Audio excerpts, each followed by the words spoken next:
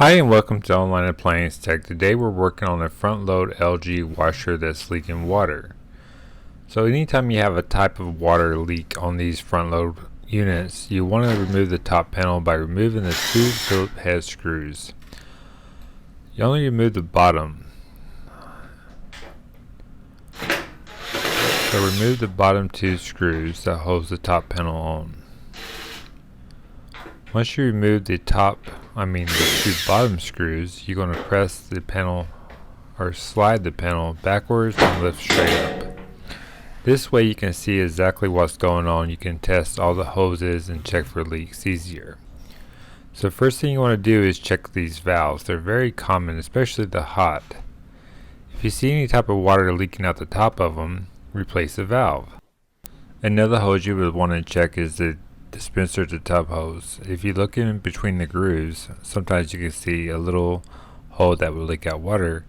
I noticed this hot valve had a little bit of residue stains, and the complaint is that the washer is leaking sometimes but not all the time. So sometimes you can have a valve that's on its way out, which actually is what happened with this one. So let's place this LG washer in diagnostic mode. And how you do that is hold the solid level and spin button at the same time as you press the power button once. Then you're in diagnostic mode. Press the play button and then that will start a slow spin. And once you press again, it'll do a much higher spin, and then press again to start activating the valves.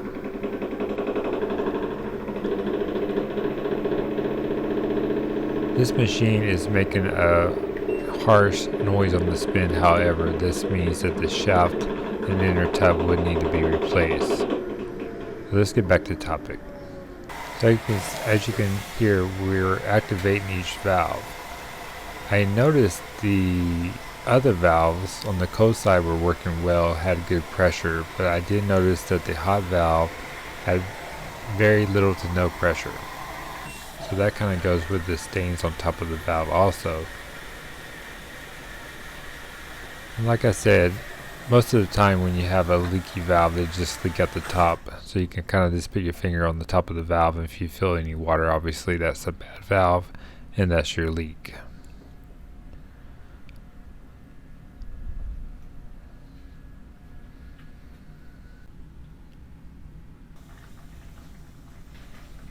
You can also look down at your drain hose and so forth and make sure you have no type of little small leaks in your drain lines and your pressure line.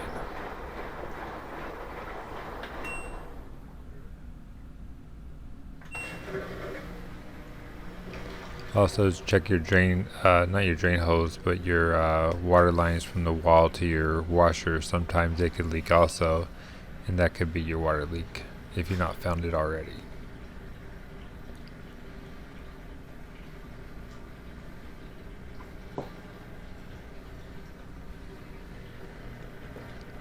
Check in between the grooves of these hoses.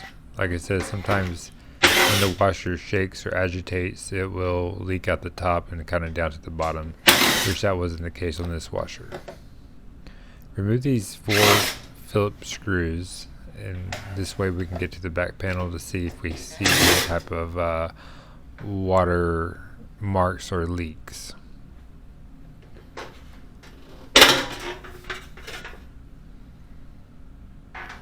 Just basically just pull the panel out, unplug the washer just to be safe.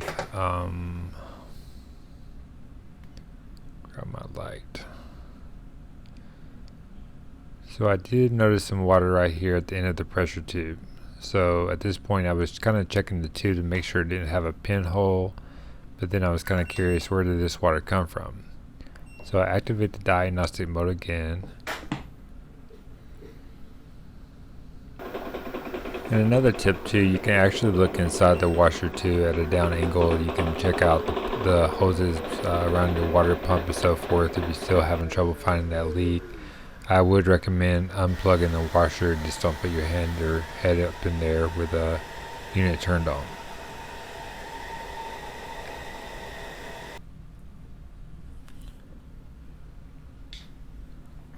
So it looks like it's going to be this valve for sure. And what happens, it actually comes down the valve, down the rotor, into the shock, into the pressure switch. So this is my corporate. And also the pressure was not that good at all. So we're going to remove the hose from the valve counterclockwise. Turn the water off first.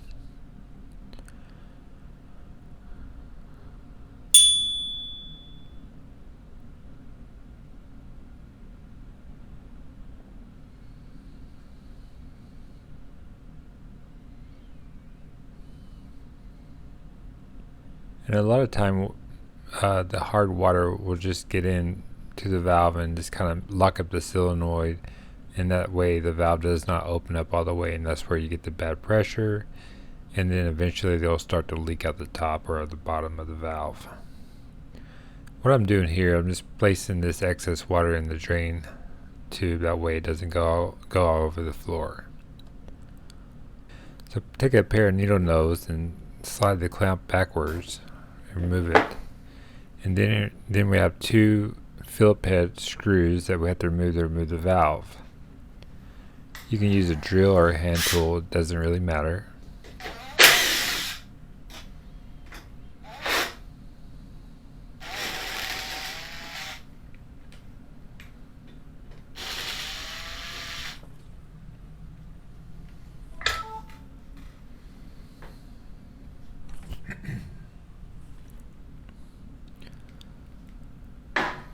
Okay, just slide the valve back and remove the rubber hose from the valve.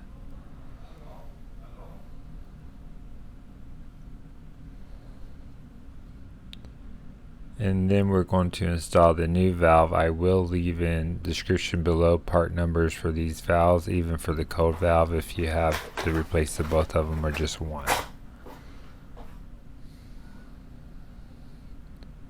So reconnect the hose, slide it on, slide the valve back through the housing,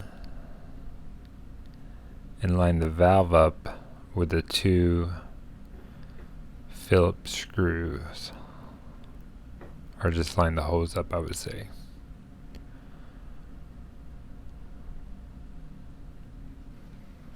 Hold the back valve as you screw this screw in.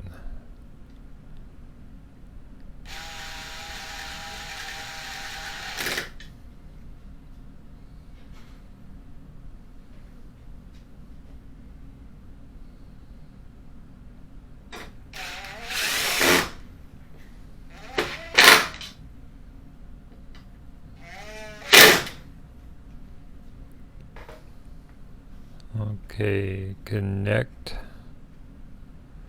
reconnect your clamp. Just take a pair of needle nose and just squeeze.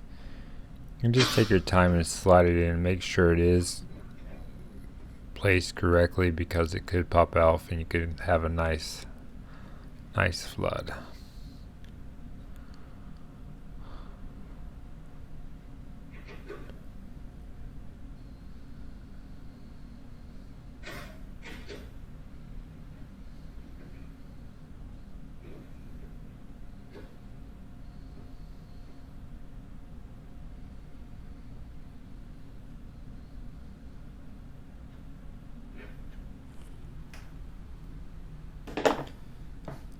Okay, and just check with the flashlight, make sure everything's nice and clamped on correctly. Then reconnect your harness. And then, like I said, if you do have to replace the cold valve too, it's real simple. It's just the two screws. And then just disconnect one valve at a time, one hose, same process.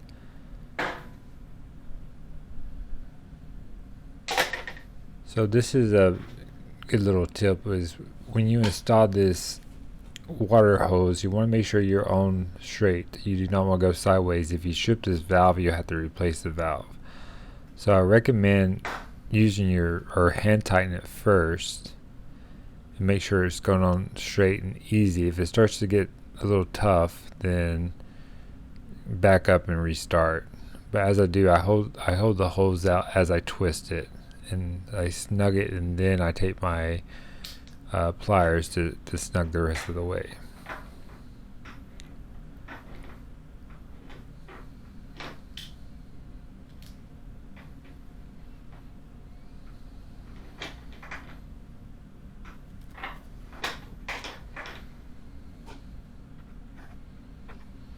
And just wipe everything down, that way when you do turn the water on and run the machine, if you have any excess drips, you'll know you have a problem with your connection.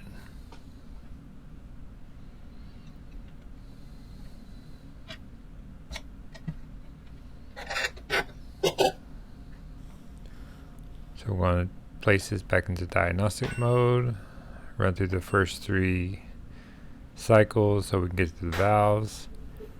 And as you will notice, as I noticed, the valves, the hot valve had a lot more pressure.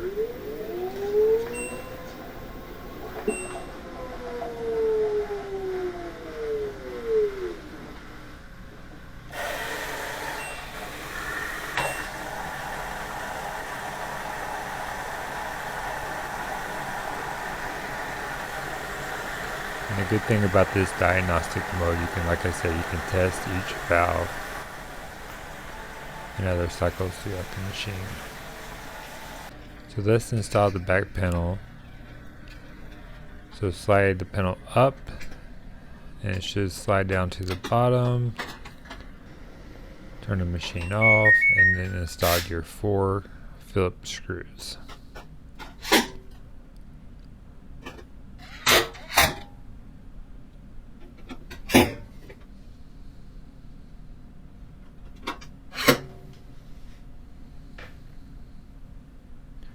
Reinstall the top panel, kind of place just on the top, line it up, and then slide it into place like forward from the back, and this just reinstall your 2 Phillips head screws.